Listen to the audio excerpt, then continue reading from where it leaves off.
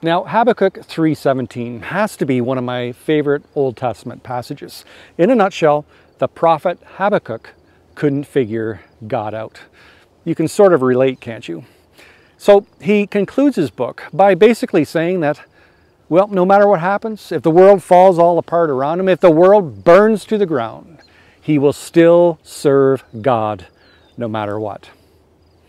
So, why did he write that? What was going on in Habakkuk's world?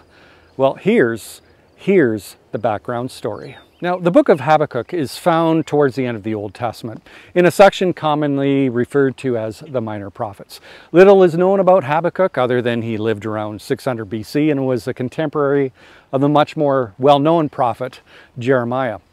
But what makes Habakkuk's writing different from all the other prophetic writings in the Old Testament was that it takes the form of a dialogue between Habakkuk and God.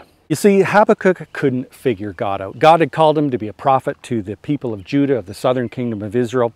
And when I say prophet, I don't mean in our modern sense of one who prophesies about the future. The prophet's task in the Old Testament was more to call the people of God back to the Bible, or in Habakkuk's case, back to the laws of Moses. And one of the core central themes of the laws of Moses, or the Mosaic Law, was social justice. But not the kind of social justice that we see today, where it's really more about seeking vengeance than actually seeking justice.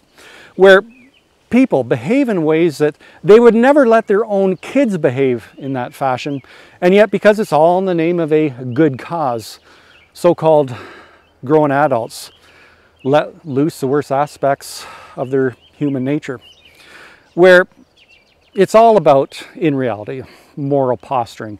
It's only about making yourself look good, making yourself look as though you actually care for the poor and the disadvantaged, and yet you will then support whatever the latest trendy advocacy group or cause or social policy that there is, even if those things end up harming the very people who they claim to be helping, the very people they claim to be fighting for social justice.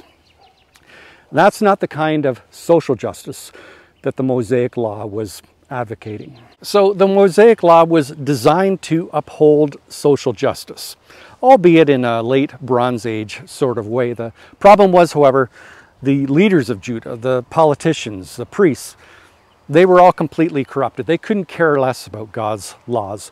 They either ignored or suppressed the very things that God had put in there to protect the rights of the poor, the vulnerable, the oppressed.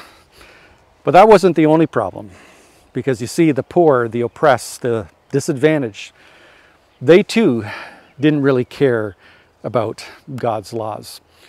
Judah had become so corrupt that basically it was every man for himself, which is the result of whenever a culture, the fundamentals of a culture begin to break down. No one cares about doing what is right.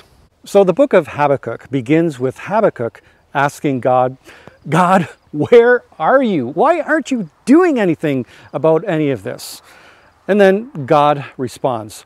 But let's just say that his response wasn't exactly what Habakkuk was expecting, because God told Habakkuk that he was going to raise up the pagan Babylonians and send their pagan armies in to invade Judah.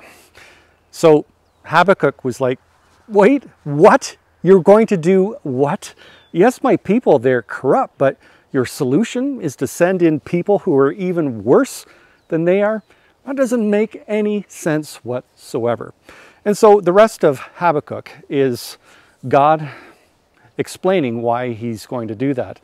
But in the end, Habakkuk still couldn't figure God out. So he famously concluded his writing by saying, though the fig tree does not bud and there are no grapes on the vines, though the olive crop fails and the fields produce no food, though there are no sheep in the pen and no cattle in the stalls, yet I will rejoice in the Lord.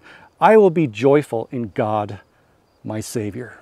We live in a fallen and corrupt world where there are no perfect solutions, only trade-offs, even for God.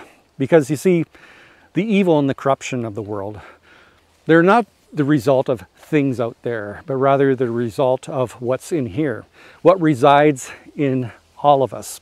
You see, the problems of the world, they're not the result of just a few bad, evil people who, if only God were to strike with bolts of lightning, then we would all live happily ever after.